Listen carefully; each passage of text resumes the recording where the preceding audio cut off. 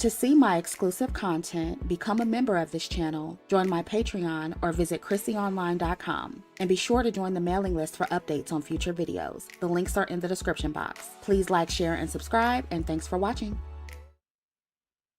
Hello. Thank you for joining me. Let me know if you can hear me okay by pushing 1 in the chat room.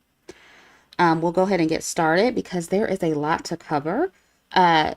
And as you can see by the title, today I want to talk about everything going on with Kamala Harris, Donald Trump. I want to talk about the optics, the symbolism for women, and where I think we could be a bit more strategic when it comes to our behavior and our image. And so before I get into that, I just want to remind you that I am reviving my second channel. I'll be posting over there sometime this month. I know I said that I will be posting last month, but listen, I went on vacation for my birthday and then the rest of the month just kind of went to hell. Okay. I was super busy. So y'all know how that goes. I am enjoying my summer. Okay. I am outside this summer a little more than I would like to be as an introvert, but I'm outside. So y'all have to bear with me. I am enjoying my summer and you should enjoy your summer too. Okay. You shouldn't be, obsessed with politics and online all the time. Go out and live your life, please. Okay. But that's why I haven't been productive online because I just been outside, girl. But be sure to subscribe to Fem Strategy if you haven't already. The link is in the description box. So let's get to it. Hello, everybody. Hi, y'all. I miss y'all too. Thank you for coming. Hey. Girl, it is hot. It is hot outside. It's very hot. That's why you got to stay hydrated.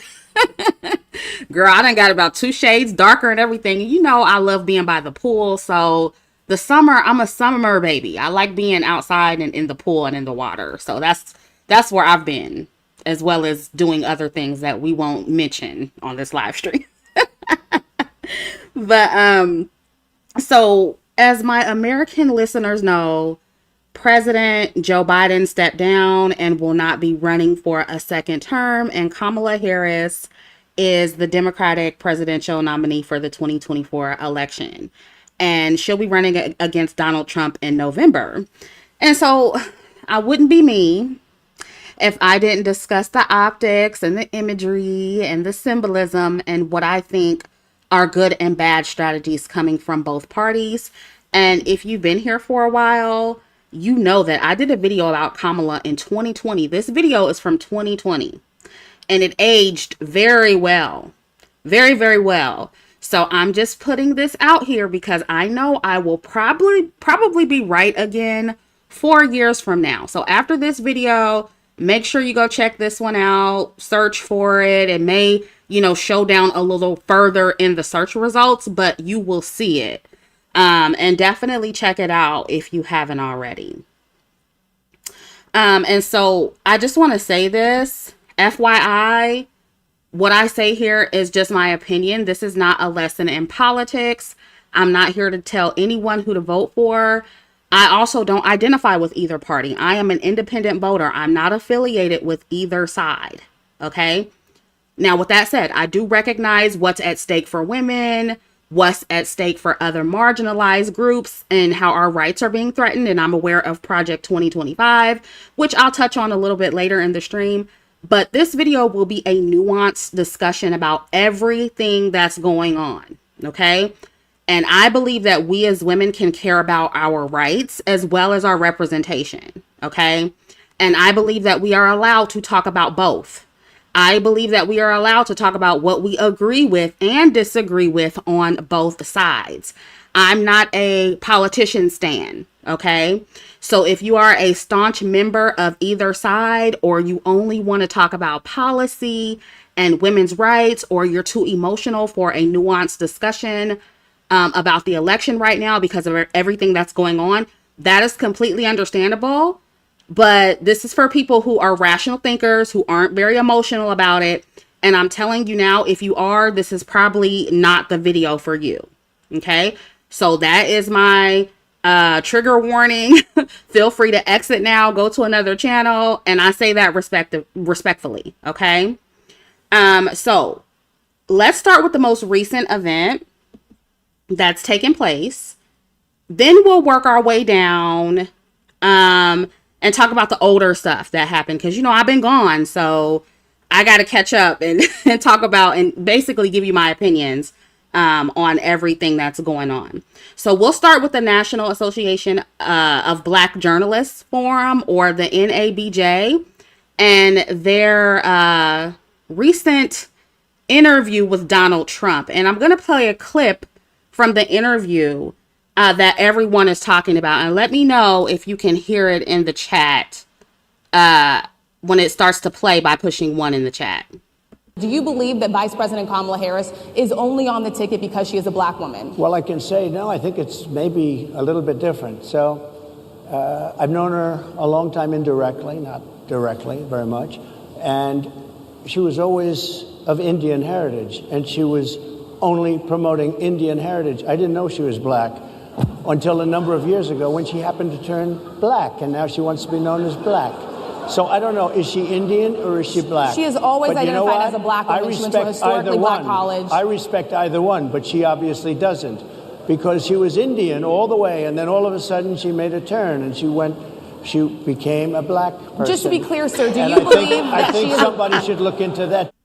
I'm so sorry. I know I know that's not supposed to be funny, but Trump is unhinged, and that shit was funny.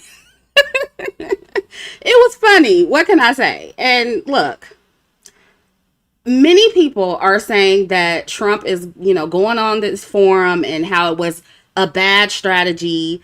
And it actually helps the Democratic Party. And you know what? I have to agree, because he straight up called Kamala out for pandering to black people, which she is doing, right? But everybody knows that the blackness of biracial people or mixed race people is a trigger for black Americans. And this is why, the singer Tyla won't answer the question about her blackness anymore, because y'all have literal meltdowns when we say that these people are not black, or when we call them what they are, which is biracial or mixed race. Right. All parties pander. I'm going to get into that in a minute. Absolutely. All parties pander. Right. But that is what Kamala is doing. So I don't see the problem in people saying that. But black people are extremely sensitive about that. OK, so this wasn't the best strategy on Trump's part, if his aim is to get more black voters, because a lot of black Americans are caught up in the symbolism of all of this, the symbolism and the imagery of a quote unquote black woman as president of the United States. And I'm going to talk a little bit more about that in a minute. But black people are extremely sensitive about race right now, especially after the Sonia Massey incident. RIP to her. Prayers go up for her family, right?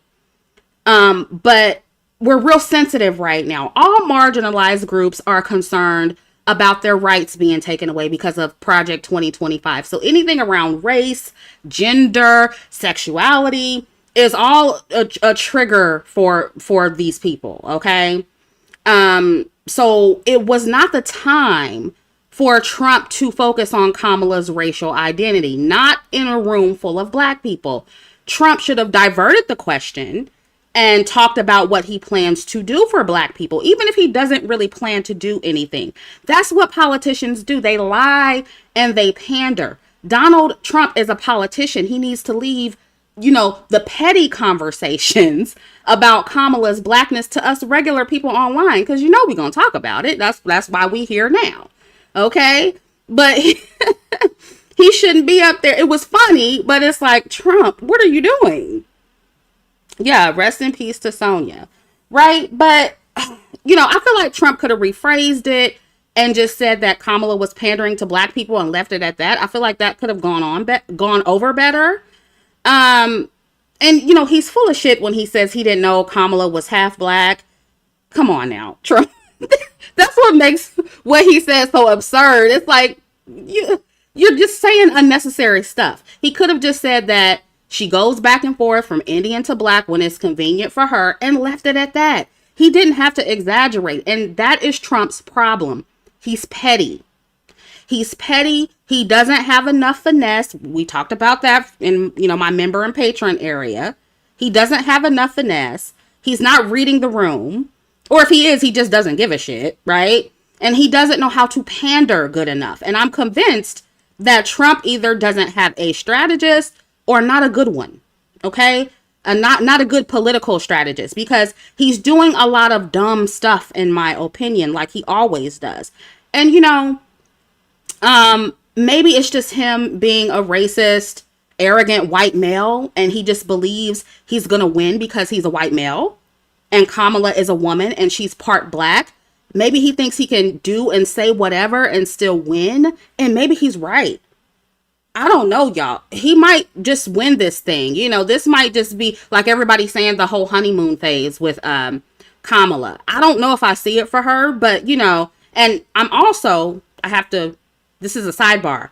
Y'all know I'm tuned into the woo-woo side of the internet because I'm like that, okay? I'm 1/3 Hotep, okay? And the metaphysicians, the astrologers, the psychics, all those people, they're saying that they see Trump winning in November. So it's also possible, and this may be a little far-fetched, but it's also possible that Trump is consulting with them as well, because a lot of prominent figures do have personal metaphysicians. They have, spiritual consultants, contrary to what many people believe. They have those people telling them things, okay? So maybe he just knows or thinks that he has it in the bag, right? But either way, what he said or was insinuating about Kamala is something that many black people have said already. This is not new, at least on the internet. We all know that Kamala has always identified with her blackness, but she's, I would say she's more so culturally black. We're not going to deny that. She went to an HBCU. She's an AKA, but she's still a mixed woman, y'all. I mean, some white people go to HBCUs. Does that make them black too? You get what I'm saying? And Kamala, she does frequently acknowledge her Indian heritage. And listen, that is okay, because she's not just black. But she does go back and forth between racial identities when it suits her. And black people need to accept that about her. Okay, I understand why y'all are latching onto her because you hate Trump. You're scared he's going to take your rights and you're riding with who you feel is the best candidate. You can do that. But we don't have to be delusional about Kamala. We don't have to be delusional about politicians. We don't have to identify with her or over-identify with Kamala as black people, and especially black women. And I'll talk more about that in a minute. But Kamala's not doing anything different from what most biracial people and mixed people do. So the outrage behind what Trump said is silly. Was it bad timing? Was it insensitive? Absolutely. Right? But I don't think we should be outraged about it. Okay? But again, we're sensitive right now. And that's why I think Trump should have kept that in mind and played his cards a little better. But regardless of that, I actually agree with him basically saying that Kamala is leaning more into her blackness now and pandering to get the black vote. And look, everybody panders to some extent, just like somebody said earlier. But the thing is, when you pander, you don't want it to feel disingenuous. You don't want it to feel disingenuous, right? Even if it is. And that's the issue with Kamala. It just looks fake, and to especially the younger demographic of black people, we're going to pick up on that kind of stuff. And we just going to call it like it is, right? We're just going to be like, oh, she pandering, but whatever, And I think a lot of younger black women know that, but they're like, okay, well, I'm going to vote for her because she's the best option. So I'm just going to vote for her. But we know that she ain't black. We know that she's pandering. It's not a big deal. And I feel like that's how most black people should be taking it. It's not that serious. She's pandering. Okay, so move on. She's not black, and that's okay. And before Biden stepped down, many black people were saying that very same thing. But now that she's in the running to become president, y'all are defending her blackness and you're attacking other people who don't agree with you. And that's what I don't like. You're doing that just because she's running for president. I don't know. We're not going to tolerate that shit. Absolutely not. And you're mad at people for criticizing the left. And I'm telling you, if you get mad at that, oh, you're going to be mad in a few minutes. Because I'm not going to bite my tongue when it comes to the left and how they're misleading black women, because I have a huge problem with that. But I recall before she was running for president, I recall black people saying that Kamala was not black. I recall black men especially saying that Kamala isn't black, even though we know why they're doing it. We know why black men say she isn't black, even though they're the same men who have been one dropping mixed women into blackness who look like Kamala for forever. Okay. Black men don't claim her as black, one, because of her track record as a prosecutor, locking up black men left and right, and also because she's married to a white man. That is why black men don't consider her black. And they also don't want a woman, you know, or the symbolic black woman, quote unquote, running the country. They don't want that either. So it's a bunch of stuff going on with them, you know, and they kind of did the same thing with Meghan Markle. They're not claiming her either because she's with a white man. So that's what black men are on, right? So just like mixed people go in and out of blackness when convenient, other people, including black people, pull them in and out of blackness as well, depending on the situation and whether or not we think it's going to benefit us. And then this includes black women. Okay. And that brings me to us, black women. Ladies, listen, the mammying and caping for Kamala is out of control. And this is what I despise about the left. Okay. Just the optics of this national Association of Black Journalists panel, just the optics of this alone is very, very bad. And it's dangerous for black women. First of all, why was it only black women on this panel? Where's the black men? Where are all these strong leaders, quote unquote leaders of the black community? I thought y'all were on the left, you know, trying to protect and provide for black women. I thought there were all these strong patriarchal black men out there. Why weren't they up on this panel? And look, it's not that these women weren't asking valid questions, but where are the black men debating this grown ass white man who is running for president? I understand that this is a black journalist event, and there are many black female journalists, but where are the black male journalists? I'm sure there are black men who are a part of this organization. Where are they at?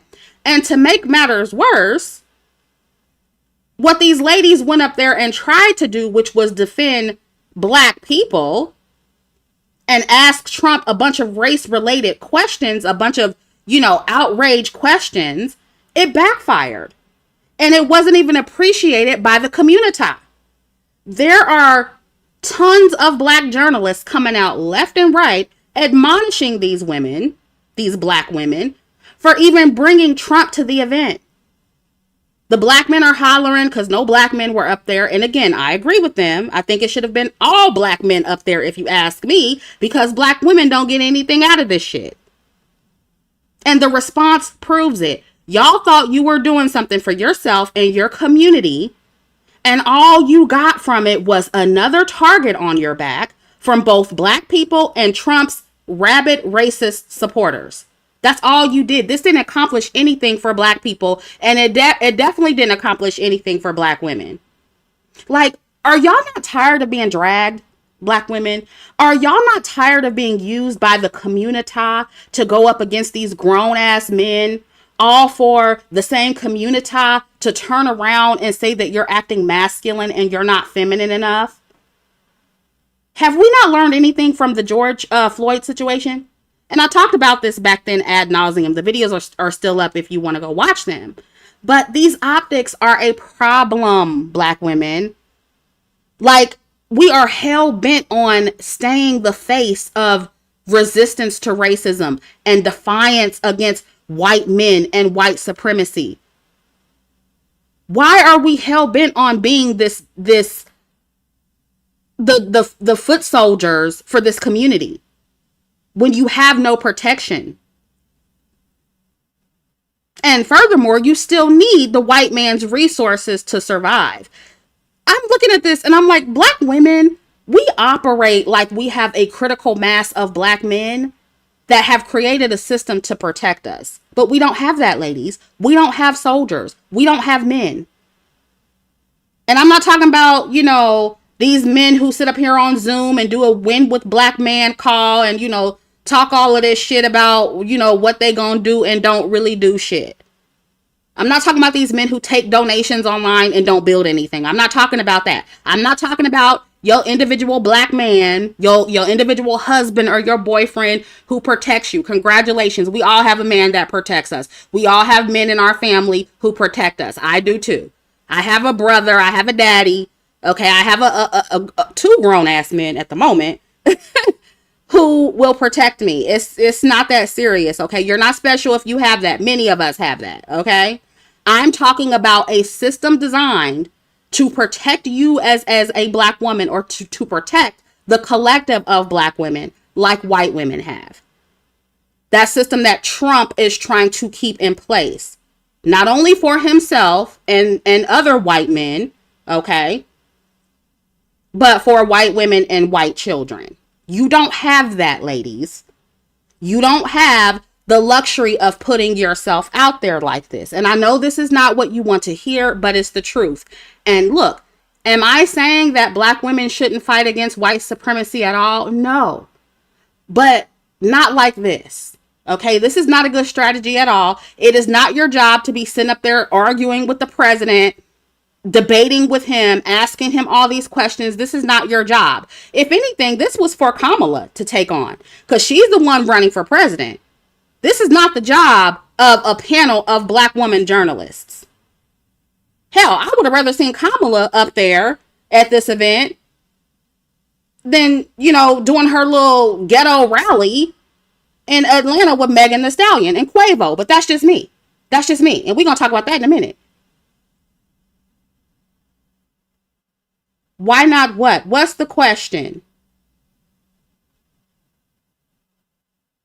Maybe you need to go listen again, because I already explained why it's an issue.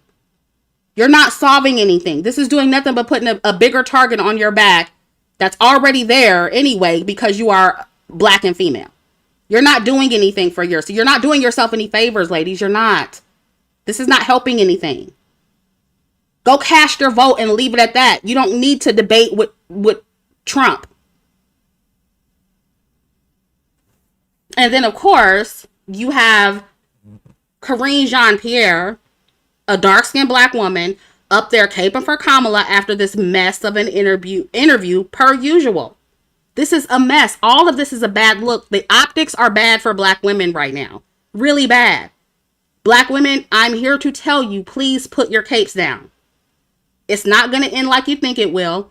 Kamala and women like her, who look like her, they'll be fine. But it's you and your image that are going to take a big hit. You may not like to hear that, but I haven't been wrong about this yet. I haven't. Amara says, black men who drown in self-hatred seek to erase themselves. Black women who are desperate to follow black men's leadership follow black men in trying to erase themselves. I don't think these black women care about their lives, in my opinion. No, they don't. Rampaging Chipmunks, I understand that she's the press secretary and it's her job to do this. My point is the optics are still bad. I would rather just see Karine up there as opposed to all those journalists on in the NABJ. Right? So what I'm saying is it adds to the optics. And Zach, we cool. We all good. But this doesn't affect you the same way because you're a white man. So you really don't understand. My point is, Karine defending Kamala, it doubles down on the bad optics. Okay? That is my point here. I'm not saying it's not her job. I'm not saying it's something that she's not supposed to do. My point is it doubles down on the bad optics. I hope we're clear on that.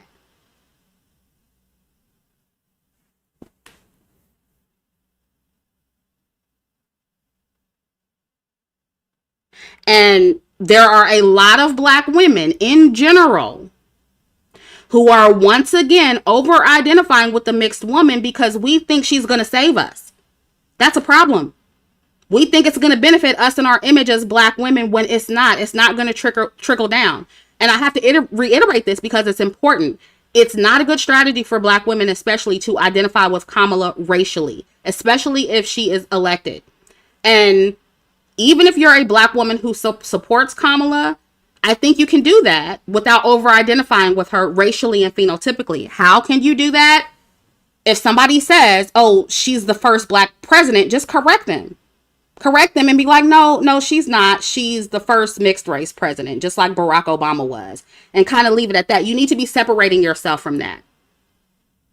And, many people would say, oh, well, white people are going to one drop rule her into blackness anyway. And I somewhat agree with that. But they still make the distinction, y'all. I've been looking at the news. I watch the news and I see the way white people identify Kamala. They always say our potentially first Indian American president and black president. They acknowledge both. And to me, that's progress. They're not just saying our first black female president. And I think that's a good thing. And so we need to continue that. We need to keep that up. And I think, I have to pat myself on the back a little bit because 4 years ago, we weren't doing that. We weren't doing that. So I think a lot of these online conversations have helped people kind of put mixed race people in another category. But I see black people still trying to hold on. And usually it's the older black people, the Gen X black people and, but the younger black people, we're not going for that. The millennials, the Gen Z, she's mixed. But white people know the difference. They're making the distinction everywhere, all over the news. Everybody sees the difference, including white people. And, they too use the one drop rule at their convenience, right? But my point is, black people could put an end to that. But unfortunately, we keep pulling them in and out of blackness at our convenience. And you got these public, prominent black figures who keep doing that as well. And that's a problem. White people know the difference. It's time that we know the difference as well.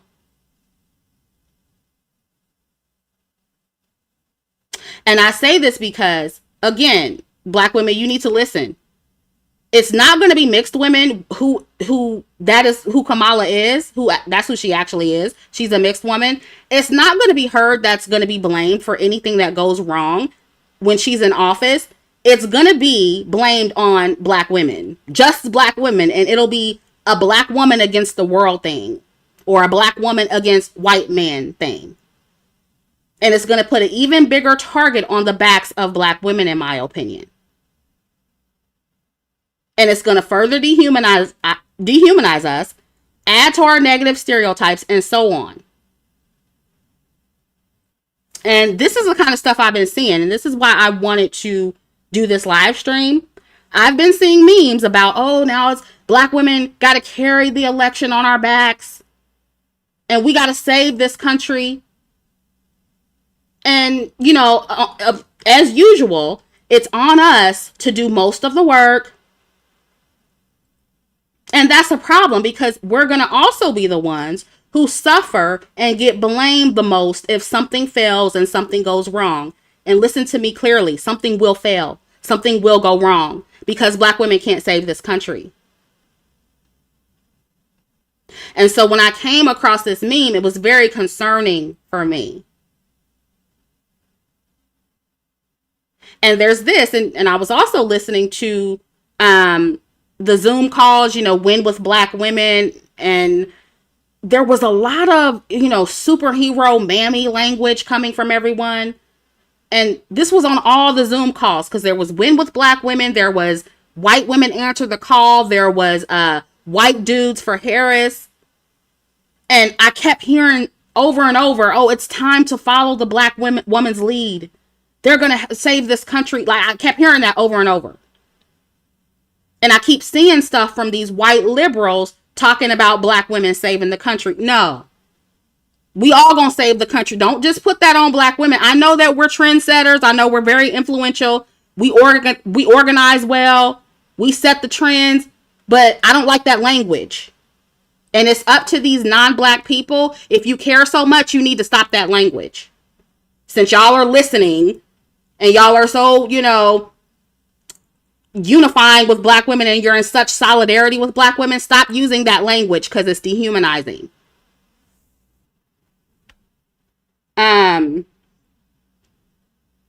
Sweet Pea says, I believe we all have to exercise our rights to vote.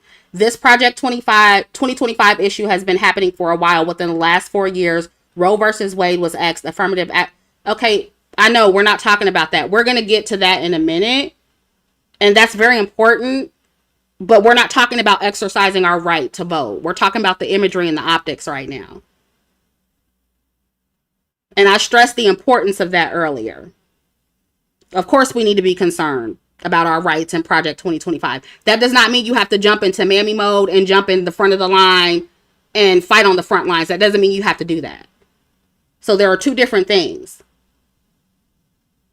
Yeah, it feels very 2020 again. It does. It does, Sasha. And then 4 years from now, we're going to be in the same place. Nobody's going to be saved. Black women going to be in the same place. It's not enough. A lot is not going to change like you think it is. It's not.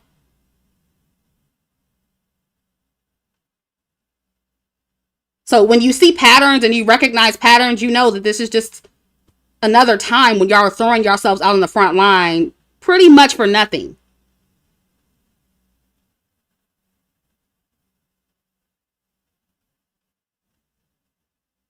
And once again,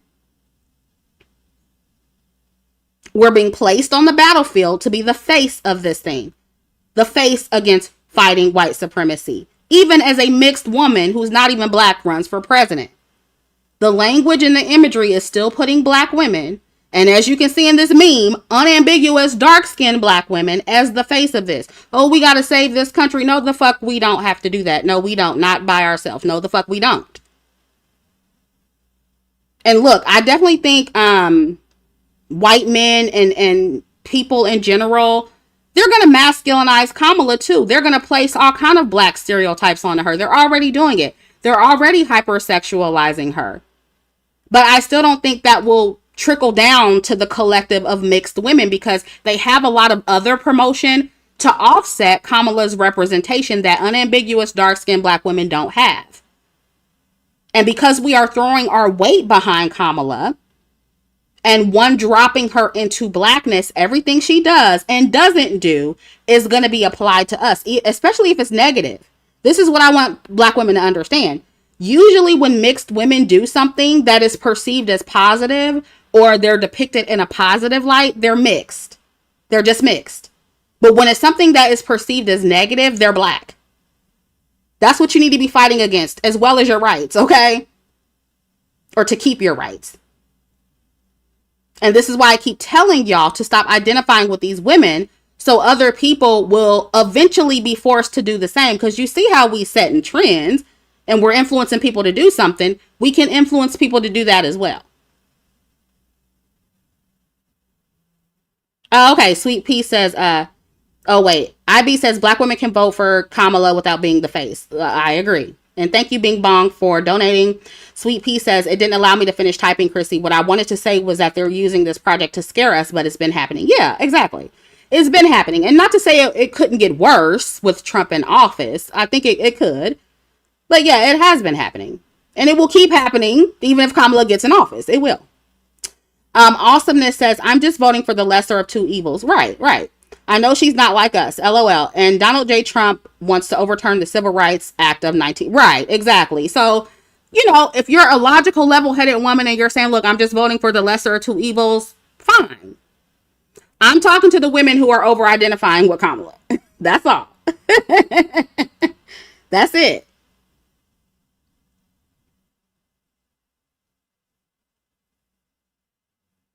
And I'm going to tell y'all, personally, I predict what will happen with Kamala is what happened with Meghan Markle. I think she will eventually disappoint black women by further distancing herself from blackness in some way more than she already has.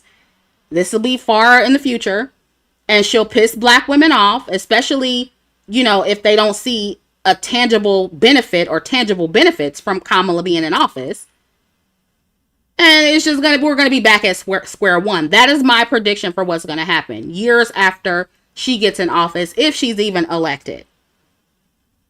And I think that either way, black women and black people will be a target. That will never change. But I will say this, I do predict that the animosity towards women, and especially black women, will increase exponentially no matter who wins, either due to the resentment of a quote unquote black woman being in office, or due to the emboldenment by the racist in the far right. It's not a good look, or I don't think it's a good outcome either way. And so I don't know, y'all. I don't know what you really expect her to do.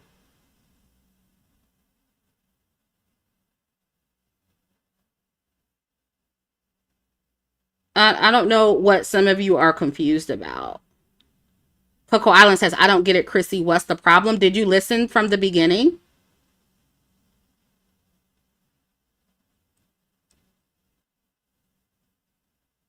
IB says, although the RS attack line right now is KH isn't even black. Yeah, and to me, that's just it's not a good angle for them to even come from. Like, they're focusing on petty stuff.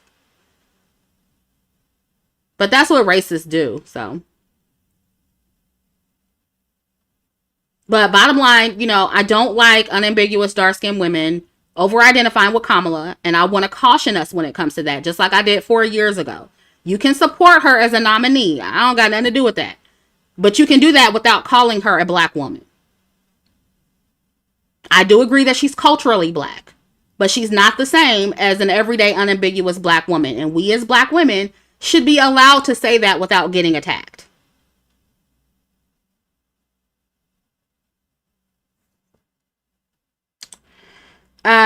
Bing Bong says, please do your research, ladies. Trump does not condone Project 2225. He has stated that many times. Do your research outside of social media. Yeah, he doesn't condone it because he can't publicly right now. He can't do that. But if you think he doesn't co-sign most of what's in there, girl, you delusional.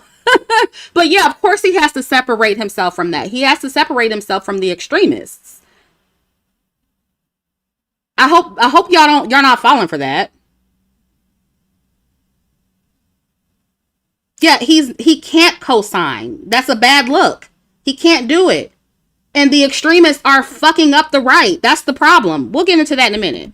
Let's talk about this rally. So another issue I have with the left is most of y'all supporting and perpetuating black degeneracy and dysfunction and the hypersexualization of black women. Now, to be fair, Donald Trump, he has brought some ghetto whites to his rallies, okay? But as a rule, other groups of people don't consistently make their degenerates the face of their group, okay? And that is the difference between us and them. And this is where my conservative side kicks in. But I don't give a fuck how y'all feel about it. The left's propensity to hypersexualize black women and over masculinize black women, dehumanize black women, produce hood rats and SJW mammies for black male criminals who get unalived by the police on a regular basis is a problem. And that's all I see when I see these rallies. I just see all the dysfunction. That's all I see, unfortunately. Now, the right dehumanizes black women as well, but that doesn't excuse how the Democratic Party specifically mules black women in a very distinct way.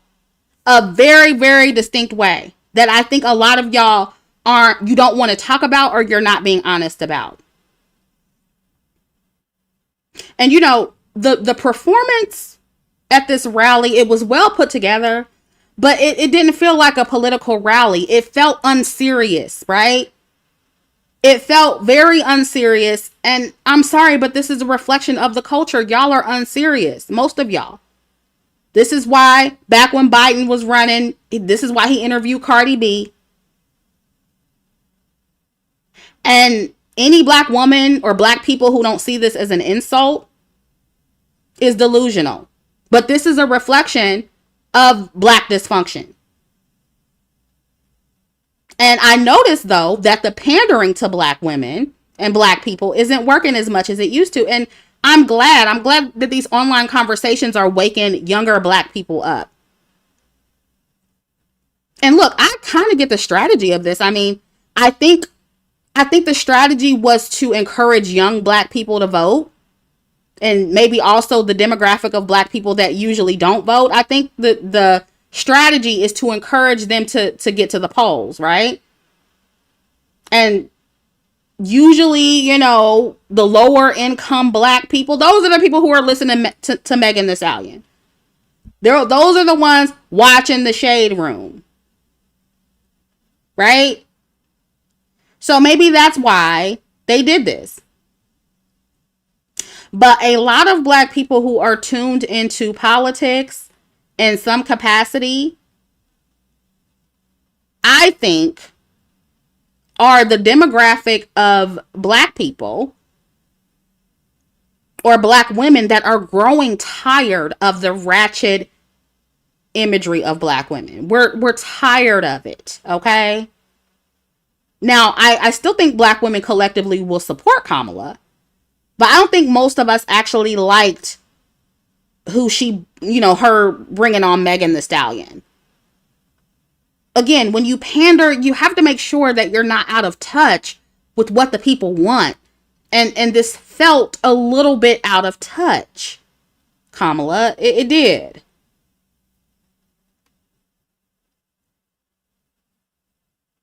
Jesse says Kamala will help the rainbow community before she helps black women. Dems will have grown men in the bathroom with your will have grown men in the bathrooms with your daughters. Yeah, and you know, here's the thing, like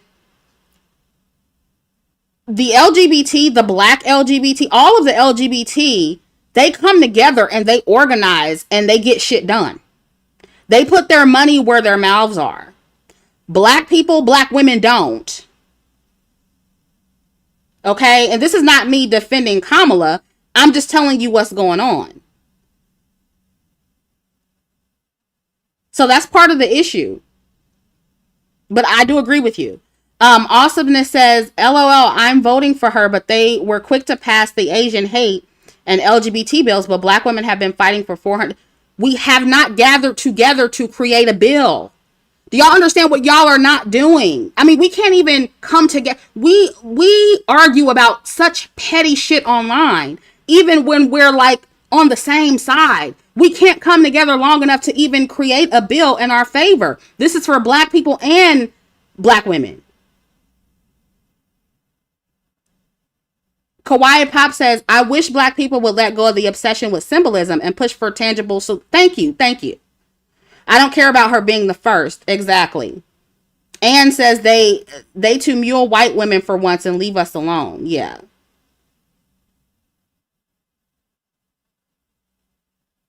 Amara says there's a reparation assembly, but guess who's blocking the bill creation?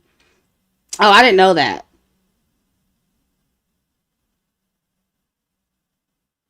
Okay, yeah, the Crown Act. I did forget about the Crown Act. You're right. You're right. I'm talking about specifically maybe something for black femicide, anti-crime, anti-black crime bill like the Asians did.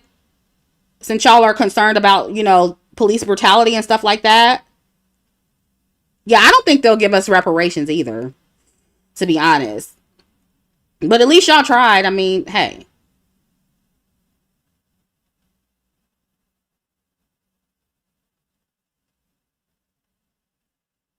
But yeah, back to this rally, you know, for all of the people who are online accusing anyone who disagrees with this representation of you know, slut shaming and, you know, respectability politics and saying how we should be focused on the bigger picture and protecting women's rights. Listen, We are allowed to care about our reproductive rights, our bodily autonomy, and our representation as Black women. We don't have to choose.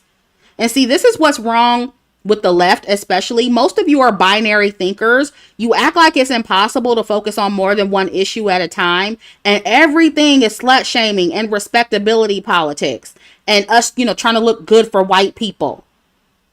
And then when we get over sexualized and stereotyped for being hoes and degenerates by white people, y'all somewhere getting mad and you want to pretend like the community had nothing to do with it and it's all about racism. No, you are part of the problem. And the left is consistently disingenuous about that. And they also don't want to talk about the regret that a lot of these hypersexualized women in the media, they don't like to talk about the regret that they have and how they feel like they always have to perform sex and how they're typecast as Jezebels and they can't get out of it. Cardi B is not Black, but she said herself that even she's tired of being boxed in that way. And she just wants to be a mom. Amber Rose talked about this in her interview with Candace Owens, which I'll probably talk about that in another video. But the left never wants to acknowledge and discuss how this over-sexualized imagery negatively affects Black women and women in general in the long run. And, I know the argument is, oh, well, if slut shaming didn't exist, these women wouldn't have a problem. And I partially agree with that. But even if there was no slut shaming, I don't think most women want to be stuck in that archetype forever. We want to be known and acknowledged and validated for other things. And so, and Megan, she tried to clean it up, or whatever, but it was still a little bit of twerking or whatever. I would have rather her do like a more serious type of speech or something instead of that. And, I heard the song where she said, this is about protecting our bodies and having control over our bodies. So I get the message. But you didn't have to twerk to say that. You didn't have to be hypersexual to say that. And it's insulting that they choose Black women to do this. And that we have to be, it's like they're saying, oh, you have to be hypersexual even when you're delivering a political message. That is insulting. You should feel insulted by that. And so us trying to help women and especially Black women avoid this trap, it's not wrong. But the left constantly attempts to silence us. But no, we're going to talk about this. We're allowed to want a better and bigger variety of visible representation for Black women. And we're allowed to voice that no matter what's going on. Nobody is saying this is the most important issue in the world. Nobody is saying it's more important than our rights as women. But we are allowed to discuss this just like we're allowed to discuss more important issues. And we don't all have to focus on the same thing in every space for Black women.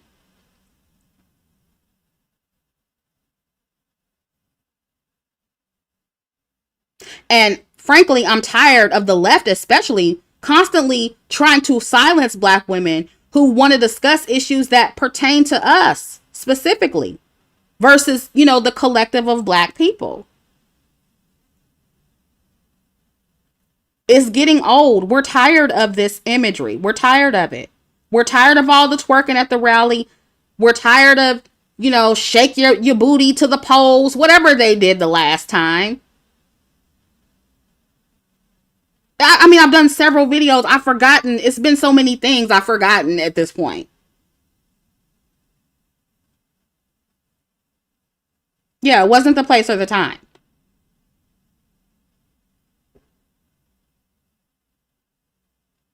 And just a sidebar, like what somebody said about Kamala, and,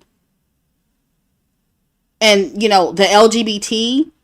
Another issue I have with Black Democrats is the support of Black trans women, specifically minimizing our experiences as biological women. That's another issue. This is why I can't get with the left like that. And you got all these trans women competing with Black women, straight up disrespecting us like T.S. Madison and still getting these huge opportunities. But we can never say half of the shit they say to us and still be as successful. They're trying to erase us and conflate every single issue they have with ours, like we're exactly the same. And then they're lying about what they're doing and trying to cover it up and trying to act like, oh, we're in solidarity with biological women. No, you're not. And look, I don't have a problem with trans women fighting for their rights. I don't give a damn about y'all being attractive and dating men. No, I'm not jealous of you because that's always the default. That's always what y'all come back with. Don't nobody give a fuck about y'all getting all these surgeries to look passable, okay? Great, you look passable. You look like a woman. Good for you, okay? Good for you, you can attract men. Nobody gives a fuck about attracting men. What I don't like is when you overstep your boundaries with black women and you try to control us. That's what I don't like. And try to erase our experiences. Those motherfuckers are out of hand too. They are. And this is one of those things, Kamala, the far left, this is one of those things among many that they support. Y'all are extreme in a lot of ways, just like the far right, and you don't want to admit it. And that's something that black women need to talk about. Because I noticed that in the Democratic Party, our issues specific to black women are constantly pushed to the bottom. And it's partially our fault. It is partially our fault. But this is why I'm speaking up. But this is why I can't fuck with y'all. This is why I don't identify with either side. Now, let's talk about the online organizing that has taken place for Kamala. So I saw this organization, Win with Black Women. They raised over $1 million for Kamala's campaign. This was on a Zoom call. I listened to a little bit of that. Then the next day, black men followed with their Zoom call. Win with Black Men. They raised over $1 million. Then white women followed. They did their Zoom meeting. It was called, what was it called? White Women Answer the Call. I listened to a little bit of that. I listened to all of this stuff because I like to be informed of what people are saying. Okay. And then there was another call uniting women of all races to support Kamala in the Democratic Party. Then there was White Dudes for Harris, where white men came together to endorse Kamala. They raised over $4 million. I'm pretty sure there was a Zoom call for the LGBT as well. There's going to be a call for child-free, quote-unquote, cat ladies. Has that already happened? Because I want to listen to that. Because, you know, I'm child-free. I don't have cats. I don't do animals because they're too fucking dirty. They're not about to fuck up my house. But I am a single woman. So I do want to listen to that. And, you know, the whole cat lady thing was J.D. Vance's derogatory comment about childless cat ladies. So, you know, they're going to do a call specific to those women. So black women, of course, we did what we always do, right? We helped to spearhead several grassroots campaigns for Kamala because we are an extremely powerful, influential group of women, and that is just what we do. I have said time and time again, we are so powerful. Imagine how powerful we could be if we came together for other things. And we raise millions of dollars for specific issues to black women, like black femicide, for example. And better representation, like we could move mountains, y'all. And so when I just look at the domino effect that black women caused with these campaigns, I was like, we're not putting our efforts in the right places as black women. We are not. And it's so sad to me because we are such a powerful demographic of women. It is insane. Yeah, we could, but we don't. Exactly, my world. It gives me goosebumps to think of how, you know, influential black women are.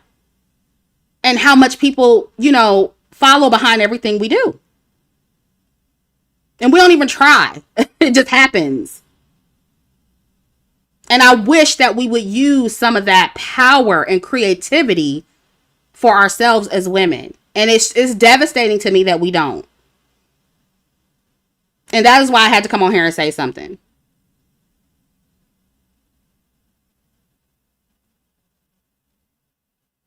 But I listened to the calls. Again, I didn't listen to all, because I mean, they were just going on for hours and hours on these calls. And just, it was a whole bunch of, inspirational talk. I mean, some stuff in there, was a little nuggets in there, little gems in there in between, but most of it was just inspirational stuff. And when I was listening to Black people, right, and the general concerns from, Black women, Black men, it's no surprise that Black people are supporting Kamala, okay? I understand why. Most of us are Democrats. We are rightfully concerned, with racism, police brutality. Like I mentioned earlier, we also like the representation aspect of a quote unquote Black woman being in office. We like the optics of a mixed woman becoming president. And so even as an independent, right, even as a woman who does not identify with both sides, who has some very harsh criticism for both sides, and especially the left, okay, I still understand where the left is coming from in regards to the racism. The primary issue with the right is the extremes and the rabid racism. And that brings me to Project 2025. I know y'all been asking me to talk about this, okay? There has been a lot of talk about Project 2025. And somebody super chatted earlier and they said that, oh, well, Trump doesn't support 2025. Look, he has to disassociate himself from this plan. Okay, but please believe he will still try to implement many, if not most, of what's in this plan if he gets back in office. Okay, and see, Project 2025 and the rabid racism coming from the members of the hard right, in my opinion, is what's hurting the Republicans the most. And this is why Donald Trump had to distance himself from the project, even though, again, I think he co-signs most of what's in there. But I said this in a video that I did for members and patrons, but most people like subtle persuasion, okay? They like people to say things without saying it. They like to be gently guided into making decisions. And they like to be gently guided into circumstances. And because the far right is refusing to do that, and they're so caught up on this race thing, they're suffering from their own extremism. Okay? And it drowns out anything that they're going to do or try to do that is actually beneficial. Because I ain't gonna hold you. I read some of Project 2025. I don't disagree with everything. Call me a coon. I don't give a shit. I don't disagree with everything. But this is why I always tell y'all that extremes are dangerous. Because people are gonna grab the most extreme example of any given movement or organization and use that as the representative of the entire movement. They're gonna use it against it. And that's what they did with BWE. They want to use the most extreme examples and want to act like we're all, worshiping white men. We're all doing this. We're all doing that. When most of us, and I don't associate myself with BWE, but when I was associating myself with BWE, most of us are not extreme. We're not worshiping white men. Most Black women aren't going to do that. Like, that's just not a thing. But this is why the extremists are dangerous, because they're going to take those and to paint the whole group with a broad brush. You know what I mean? They're going to use the extremist talking points and apply it to the whole group, even when many of the members are not extremists. And again, I read some of Project 2025. I don't disagree with everything. I understand them trying to reestablish order in certain areas of the government, because I do feel like a lot of things have gone off the rails, like we mentioned earlier with the trans women. And, I know I'll be called anti-Black for saying this, but If a lot of the policies in 2025 are put into place, it will force black women and black people to make better decisions. And that I'm not against. Look, call me a coon. I don't give a fuck. Call me a coon. Okay? Because a lot of this threat to women's reproductive rights, a lot of it is, what is it doing? It's causing you to, it's forcing you to make better decisions in men. That's a good thing.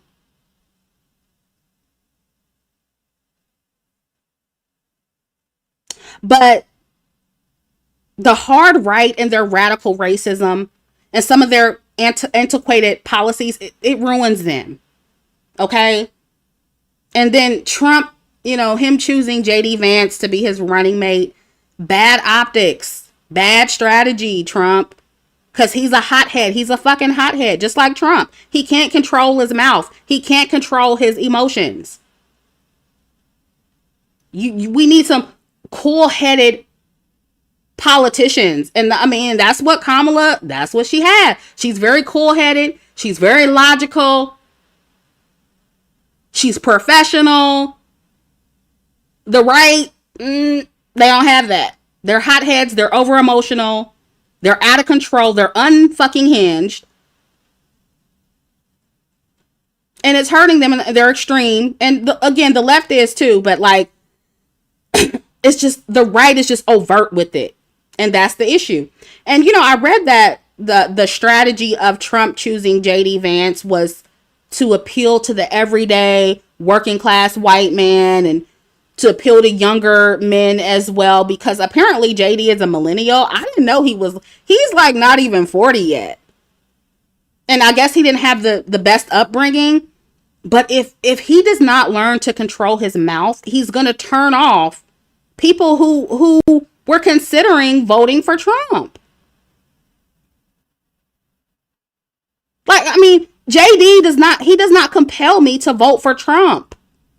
And I don't even disagree with everything he says. But he doesn't, like, to me, they just lie and say unnecessary shit. And it doesn't make sense to most logical people. And they don't want to vote for them. And the chaos they bring. That's why they're pushing a lot of the white people to the left too. Because they don't want to be associated with that extremism. They don't want to be associated with the chaos. They just want to live peacefully. They don't want a race war. People just want to live comfortable. People don't want to deal with that.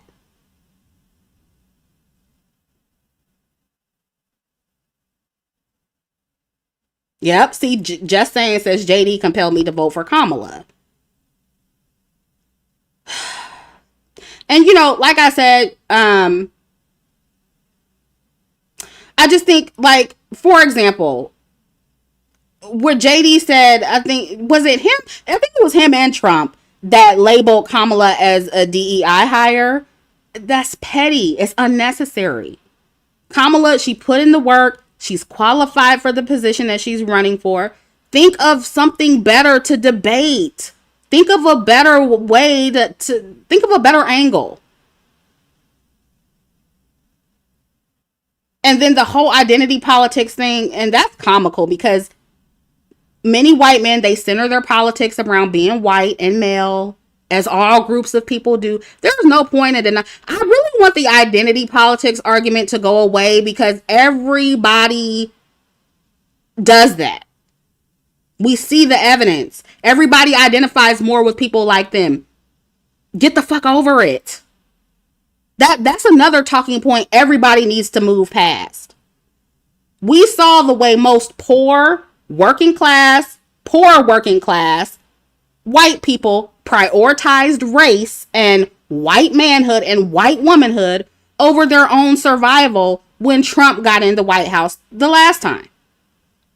That's identity politics. So the argument is stupid. So, and this is why everybody keeps saying, like, politics right now is ghetto. It's ghetto. It's dumb. Yeah, I see that a lot too. Yazi says JD made me not want to vote at all. A lot of people are taking that position too. We're going to see a lot of people that just don't vote at all. That's one of my predictions. They don't really like Trump, but they also don't want to vote for Kamala either. And like I said, I've read some of Project 2025. I've seen several videos about it. And some of what's in here is already happening. The DEI, the removal of DEI programs, that's already happening. And again, much of what's in there will happen over time. In my opinion, it will happen over time, regardless of who's in office. Now, it may take a little bit longer if Kamala's in there, but voting, like someone said earlier, has always been about choosing the lesser of two evils, and this time is no different. So if you see Kamala as the lesser of two evils, then hey, vote for her. But just don't think it's going to be just this drastic change. It's not. She not about to save black people, y'all. The collective of black people will not be liberated by her being in office. The systems in the institution will still be what they are. And the only way black people are going to see any change is, like I said earlier, a critical mass of black people put our resources together. The same way black women came on that call and did for Kamala, that's the way black people would have to do. The same way y'all did for Barack Obama. Black people are going to have to build up our own communities, create our own infrastructure, create a bill specifically to protect black people, etc., etc. And since black men want to be these patriarchs that they say they are, it's their job to start that, ladies. It's their job to get it going. And guess what? We know they're not going to do that. They're not interested in doing that collectively. But begging for equality under a system that's ran by white men, for the most part, who are always going to put their interests first, or relying on a politician to liberate us as black people, that is not and will never be a solution. And I know that's not what you want to hear, but that is just the truth, y'all. And see, this is another issue I have with the left, particularly black Democrats. You rely too much on other people for your liberation. Oh, but Chrissy, what about slavery? We need reparations. Okay, cool. But I just watched both black women and black men, all y'all black excellence black people, all y'all talented 10th black people, got all these, degrees and good careers. I just saw y'all sit on a Zoom and raise millions for Kamala without reparations.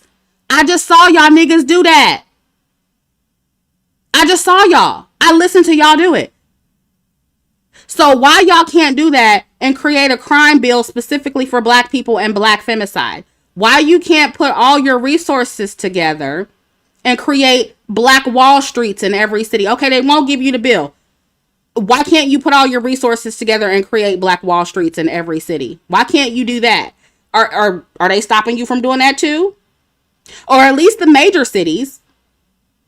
Maybe not every city. Major cities with high populations of black people. Why y'all can't raise millions for that? I saw niggas raise millions for a museum. I saw niggas raise millions for a school for black boys. Where the school at? Where the school at? Y'all act like y'all can't do nothing without reparations.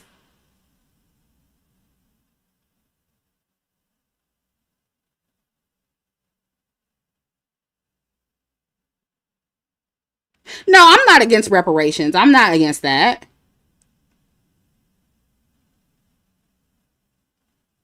What y'all gonna do with reparations? I know they got a plan. I do know they got a plan for what y'all gonna do with the money. But yeah, I'm totally for reparations.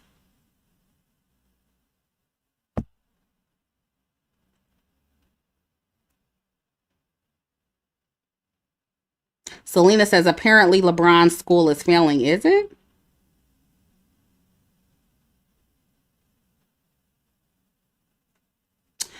And as I was listening to the black woman and black men Zoom calls, I noticed that once again, black people are caught up in the optics and the symbolism of a quote unquote black woman running for president.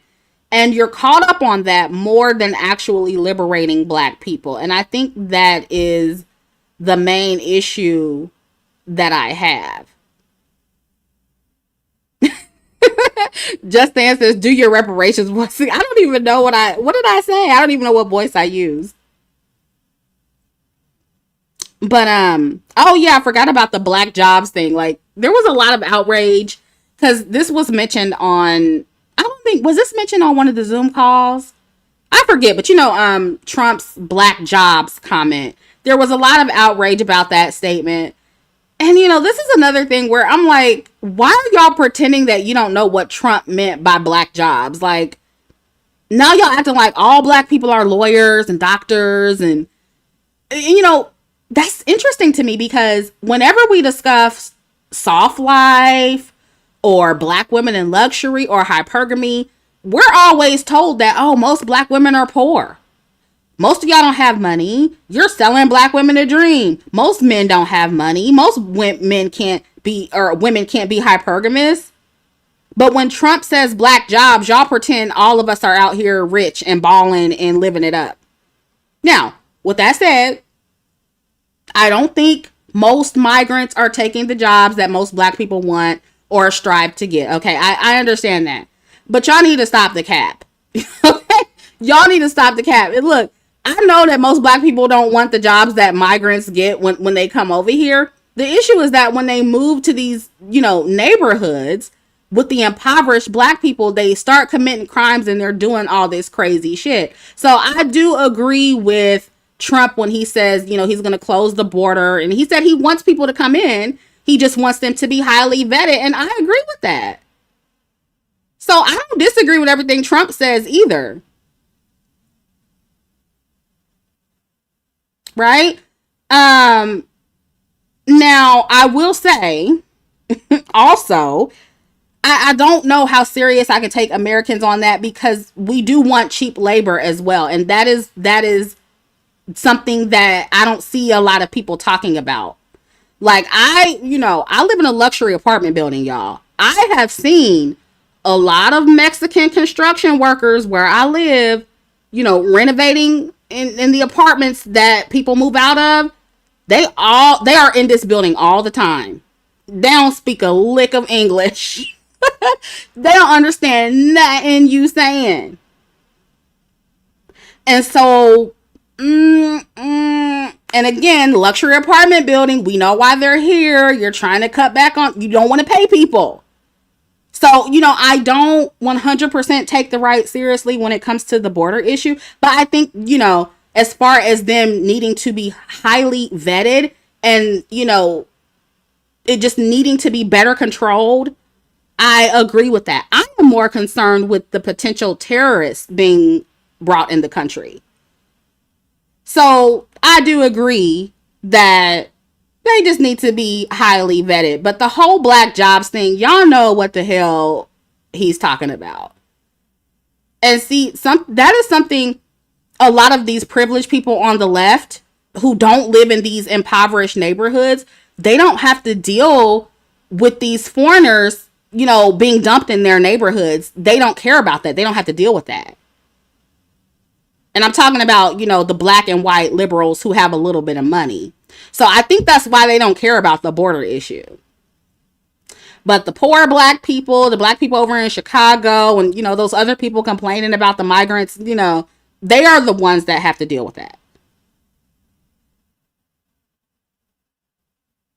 But I just feel like the black jobs comment in general, it just, that, I think the outrage again was silly.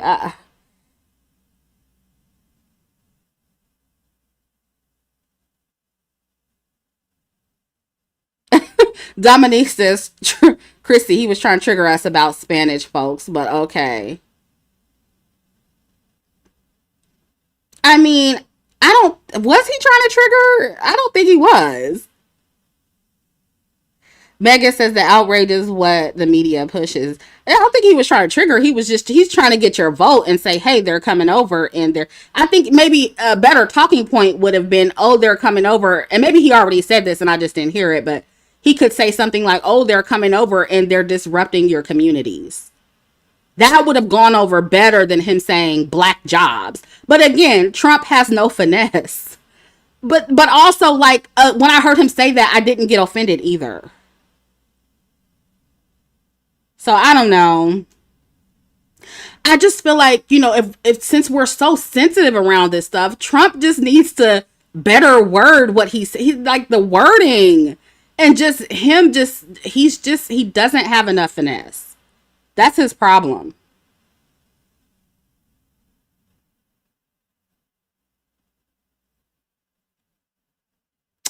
Okay, what's next on the list? Okay, let's talk about the white people who are throwing their weight behind Kamala. Um, as I said earlier, I did listen to some of these Zoom calls. I listened to white women answer the call, a little bit of that. I listened to the white dudes for Harris meeting. And it's just when I listened to all of these calls, where there was win with black women and, listen to what the white people talk about, it just reminded me of how different our issues are. It was just a stark difference. Happy 37211 says they like her because she won't change anything. No, I partially agree with that. They like her because she's not gonna, start a race war. you know, and obviously, yeah, I won't minimize it to just that. Okay. Many white women are behind Kamala because they want to keep their reproductive rights. Okay, duh. We know why white women are there, right? After all, it is the decline of their birth rate that has these white male supremacists in a tizzy the most. Us too. They want black women to keep having babies too, but definitely white women. Like, their population is declining, so they want them to have babies, right? So white women want to keep their bodily autonomy, right? The white LGBT community is, of course, behind Kamala, and other white marginalized groups whose rights are being threatened. The trans men and whatever. I think there was a trans woman on the white woman answer the call. It was a white trans woman on there. And so that's why that's why they want Kamala in office. And even though the people who led these conversations, these people are far from poor. They're not poor. I mean, and this was in all of the Zoom calls. These people are not poor. Most of them are actually in the upper class. I don't know if any of you listen to the calls, but many of these people are prominent Democrats in government. Some of them own their own businesses. But there are other rights that they want to protect. But I noticed, like with the white people, their concerns are completely different from black people's. And, and this is why y'all need to listen to this kind of stuff, because it really tells you a lot about like race and people looking out for their own interests and trying to make it seem like that's not what they're doing. There was just so much fakery in all of these Zoom calls. It was just so like, and you have to know how to read between the lines, right? Even from a business strategy perspective, right? You have to understand, y'all. Again, like I said earlier, people just want to live their lives in peace, especially people with money. They don't want to deal with a race war. They don't want to deal with that. And economic uncertainty, political instability, social unrest, all this focus on race, all of that affects businesses, right? All of that affects business owners and their livelihood and their money and their business environments as well. People don't want to deal with that. They don't want to deal with that kind of chaos professionally. Okay? And, many businesses are thriving right now. They're thriving right now. All this inflation. Oh, these people ain't hurting. They're not hurting per se.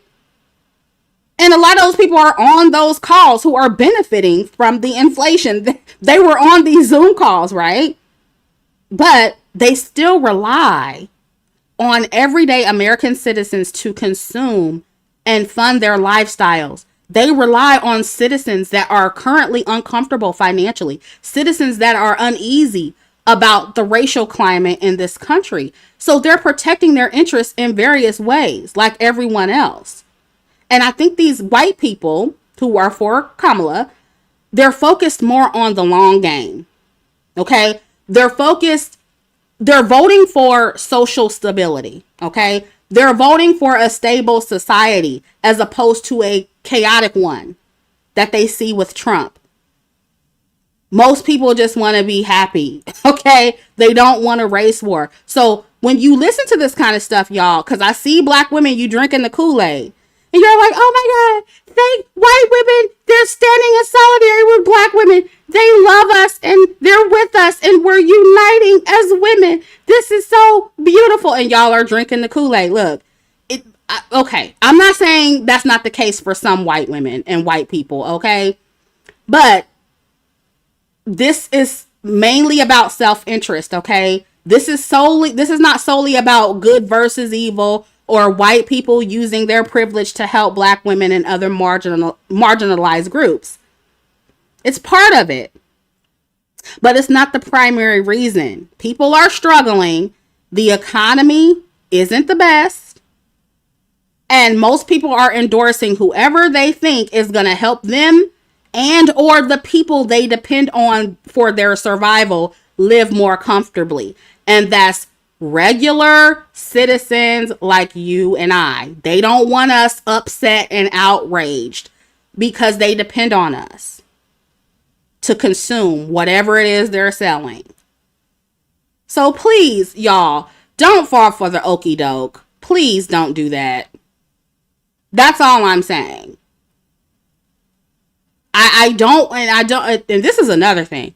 I especially don't want black women to get caught up in, the fake morality and the Christianity on the left.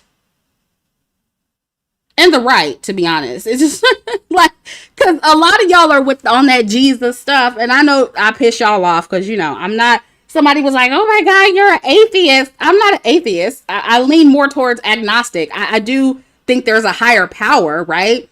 But that the white Jesus y'all worshiping, that's not my God. Okay. I don't believe in a lot of the shit that's in the Bible. We don't have to go there. But here's what I'm saying, right? That Christianity stuff got y'all in a chokehold. That win with black women call sounded like a damn mammy church service. Okay. And that's why I had to cut it off, child. I could not handle it. I was like, oh my God. I mean, I don't mind a little prayer. That's cute. We could pray, whatever. But like, y'all was it started to feel like a sermon. And I was like, okay, I gotta go now. Goodbye. And I couldn't take it. And Republicans, they're like that too, right? Everything is but they're like it's different, right? They're like that when it comes to, unaliving the babies. Then they, all of a sudden, they're so godly and, oh my God, this is not what God wants. And they're so righteous, right? And meanwhile, they're simultaneously being downright evil towards black people and the other non-whites who they don't like, whether they're gay or whatever. So it's just a joke. It's like, that's why I call it fake morality. It's fake and it's performative. And black people do it too. Y'all fake righteous too. But don't fall for that either.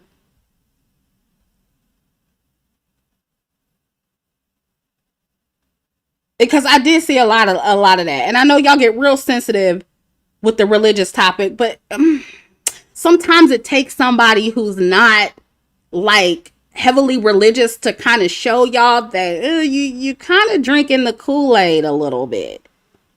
And when it comes to the right, if y'all are so godly, why don't you want to pay average American citizens livable wages? That's not righteous. That's not godly. So I really think y'all really need to stop feeding into the Christianity stuff. It's not real. They're not really living by that. They're not living righteously. Yeah, they don't want to pay people, and then And this is a huge problem I have with the right, and why it's just crazy that JD Vance and other Republicans want to shame women for not having children. Y'all don't want to pay anybody. The average woman can't afford a child in this economy. This is not just about women wanting to, oh, we want to just unalive our babies. This is about survival for most people. And I think I have, yeah. Let me see. Do I have a picture of the Roe versus Wade thing? Okay, yeah, I thought I put that in here. Okay, this is where the right is fucking up. Y'all want women, and white women in particular, to have kids because your birth rate is going down, but you don't want to pay working class white men enough to buy a house and raise a family. And this was mentioned in the White Dudes for Harris call. And this is why I want y'all to understand. A lot of them have sons. They have young men that they're raising. They're concerned about the future of their sons not, being able to afford things and buy houses. And, if they're not a part of the rich white elite, right? So that's another reason why they're voting for Kamala, right? But it's like, you want women to desire children, but you don't have enough men for those women to choose from that actually make enough money to raise a family. And you think that taking away the right to abort and taking away no fault divorce is just going to make women want to have children and want marriage. And no, it's just going to make women pickier about the men that they choose, or opt out of dating and marriage altogether, hence the decenter men movement. And y'all know my motto, hypergamy or nothing, okay? But this is why I said Project 2025 will force women to make better decisions. But I don't think a lot of men realize that a lot of us will decide that most men just aren't good enough. That's the better decision.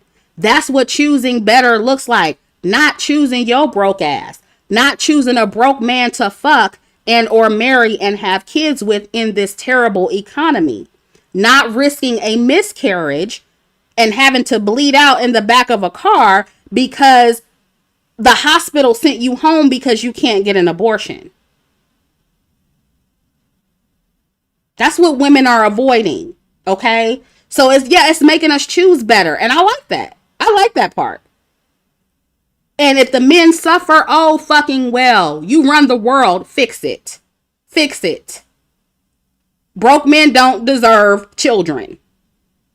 If you're mad about that, give them some more money. That's not our problem. And some people are going to say, oh, well, Chrissy, that's a, rare scenario. Most women, they just want to unalive their babies. They're not dying from miscarriage. Okay. You know what else is rare? Because I keep hearing that argument from men, especially black men. But you know what else is rare, black men? You getting unalived by the police. Now imagine if I got up here and said, oh, well, it's so rare. It barely happens. It rarely happens. So we shouldn't care about that. We shouldn't care about police brutality because it doesn't happen that much. Oh, I would be called all kind of bed wench, misandrous, and you hate black men. Right? So that's not a good argument. I'm not going to risk being a part of that, whatever, 2%, 1% of a woman that, dies from a miscarriage because they can't, I guess I don't meet the criteria to abort the baby. I'm not going to risk that. And I'm especially not going to risk it for a broke man. Come on now. That's definitely not going to happen.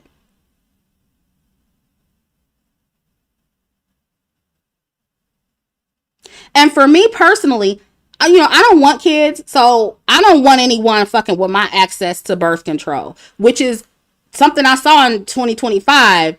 That is what the far right is attempting to do as well. They're not just trying to, fuck with your right to abort. They're trying to make it to where birth control is super hard to get.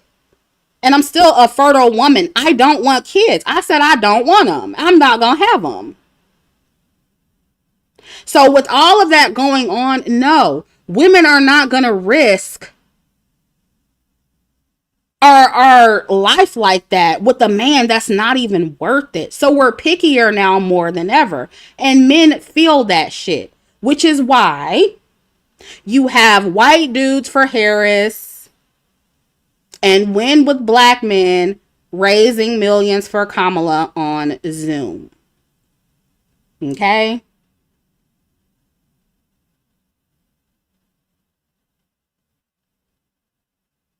They don't want women closing up shop, y'all. They don't want that. They already struggling. We already picky enough. They like, wait a minute, don't be making the women even more picky. You're like, oh, wait, calm down. We can't get no pussy. We can't get no ass. These women, so the men are fucking up. The women are mad, but the men are fucking up. They're fucking up. And like I said in my other live stream, what is it called? The Rise of Women's Dating Standards. Y'all go listen to that.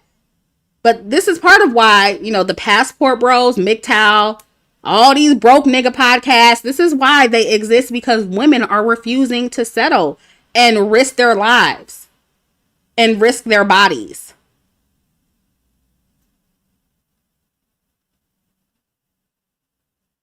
And it's men's fault. It's what they deserve.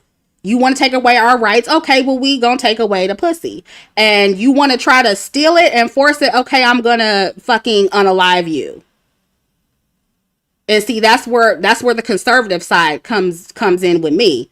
Because you're not gonna fuck with my firearms. Because I would look. I'm not a killer, but don't push me, okay?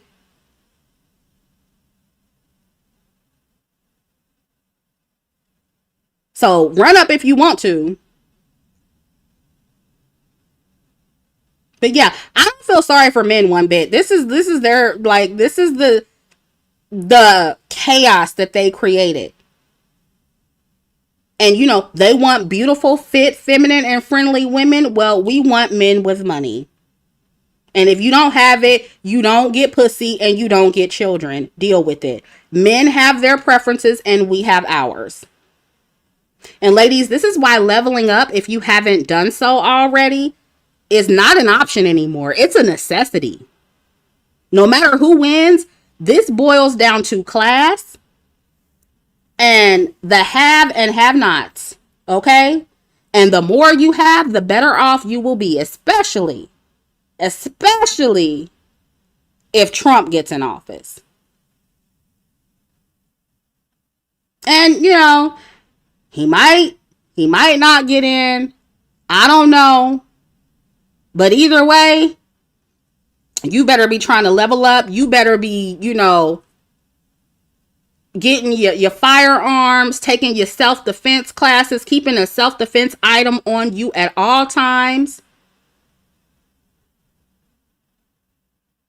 Because it's getting crazy out here.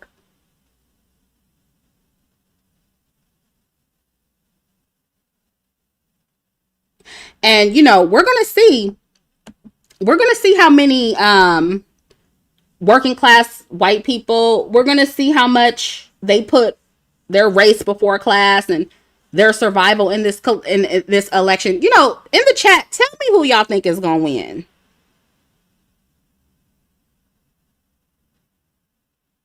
Because, I know they had white dudes for Harris, but I don't know if I'm 100% convinced that most white men especially will vote for Kamala. I don't know. I don't know if I really see it. Let me see. What y'all saying? Looks like a lot of people think Kamala's gonna win. Okay, Trump. Happy says Trump, but by a slim margin. I don't know.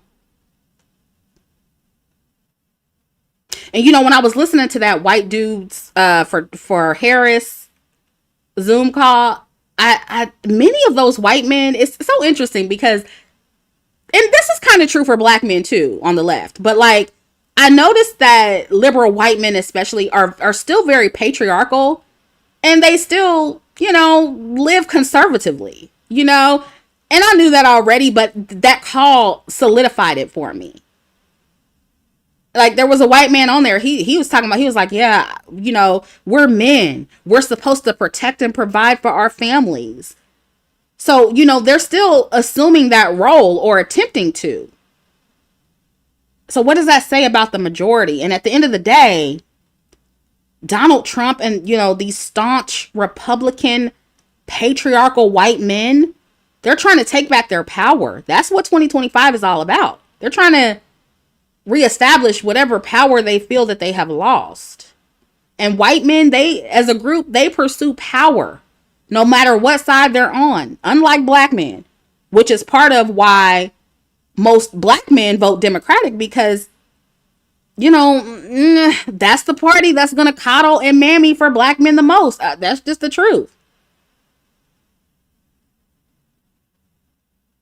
So I don't know. I know there's a loud minority of black red pill men online voting for Trump, but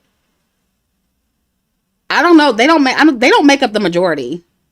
And that's another thing, ladies. Don't let them convince you that black women are the only people voting for Kamala or endorsing her, and try to paint this narrative that we all just want a quote unquote black woman in office and we want to bring back the matriarchy. I heard a guy from the red pill space say that. He was like, oh, they're trying to bring back the matriarchy and control black men through Kamala Harris. No, the majority of black men, they always vote blue. And why do you put in the chat, ladies, why do you think most black men vote blue?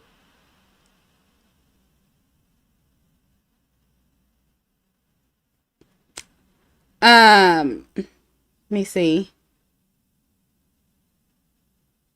LAS says if Biden was still running, I'd be more convinced that Trump would win easily. I would too. Yeah, I would too.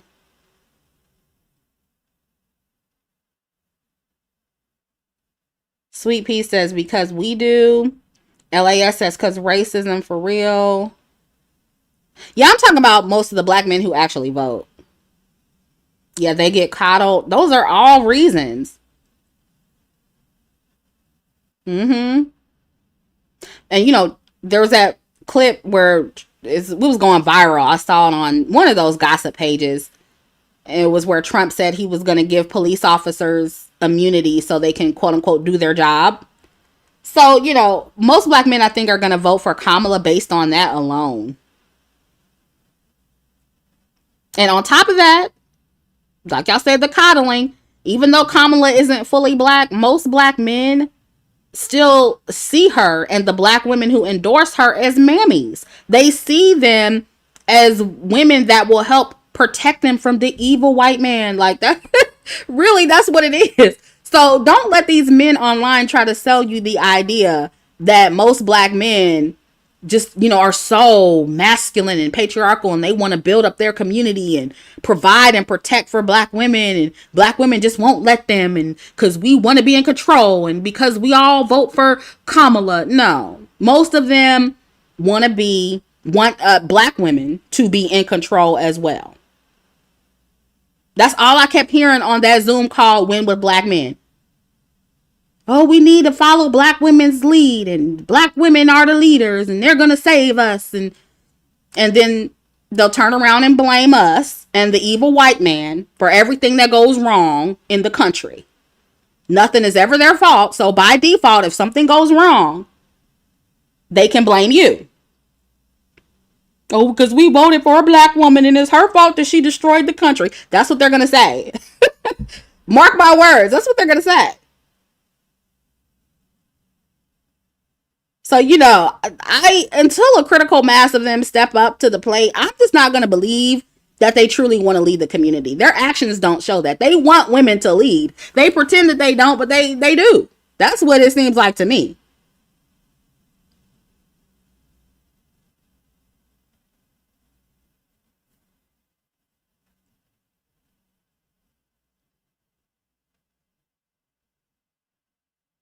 Yeah, they want us to save them, girl. So I don't know who's going to win. Like I said earlier, I listen to the astrology girls. Y'all know I'm into that side of the internet, and the astrology girls, And the psychic girls, all the metaphysicians, obviously I haven't listened to all the videos, but the ones I've seen, they say that they see Trump winning. So I don't know.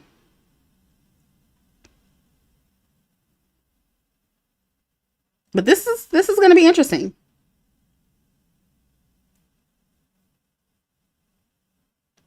So that's all I wanted to say. Now, because there's so much fear surrounding the future of this country, and I know I'm probably going to be canceled for the 11th time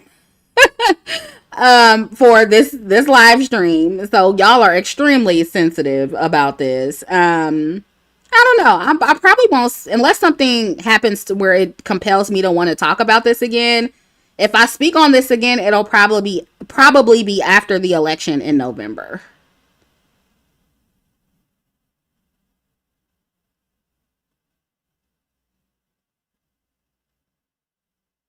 And yeah, I am participating in the elections.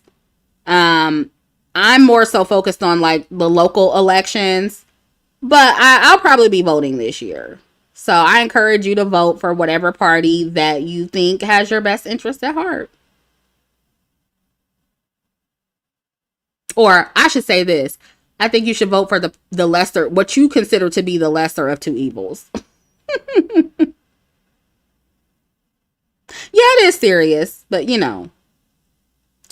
it's very serious. I'm not saying that it's not, and you shouldn't take it seriously. But if you think that there's going to be some dramatic change and that one party or Kamala is going to save the collective of black people, that's just not going to happen. So just don't be delusional about it. That's all I'm saying.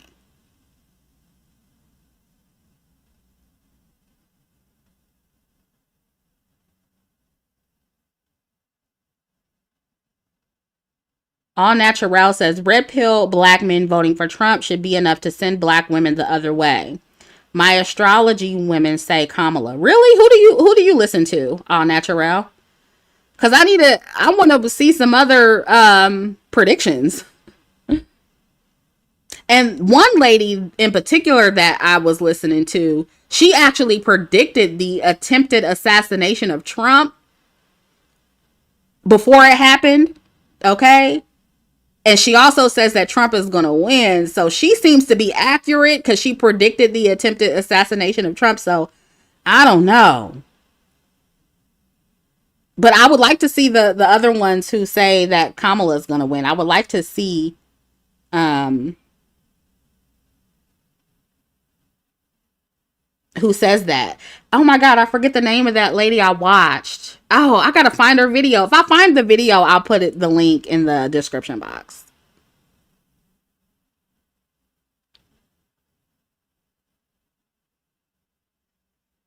Crystal says, do you think light skinned slash mixed women are as passionate as Kamala representing them than darker skinned black women, and why or why not? I think it seems like the majority of black women are excited about Kamala. And I think dark skinned and brown skinned black women make up the majority. So, of course, I think we're going to be more visible. So, I don't know if I can answer that question accurately. But we know how colorism is. So, it just wouldn't surprise me, really, if it was dark skinned women who are a little bit more gung ho about it than mixed race women.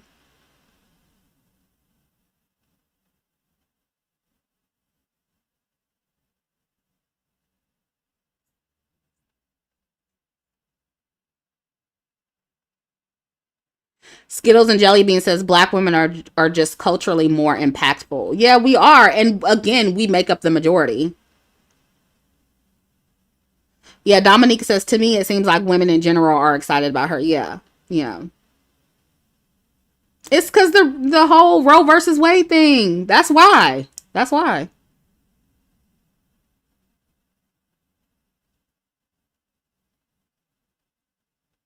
Yep. But it's been an hour and 45 minutes, so yeah, I think that's all I want to say. I may come back and talk about this again, but I don't know. It's something would have to happen for me to, feel compelled. I'm not a politics girly, But I just wanted to weigh in and kind of warn you guys about the over identifying with Kamala. I don't think that's smart to do. And if you want to know why, listen to the replay. So thank you guys for listening. Make sure you subscribe to my second channel. I will be posting over there this month. Like I said, my birthday vacation threw everything off, and July just flew past. So trying to get caught up on content. I'll be doing a members patrons video very soon. I also want to talk about some other things I've been seeing in the media on TikTok specifically. So look forward to that video as well.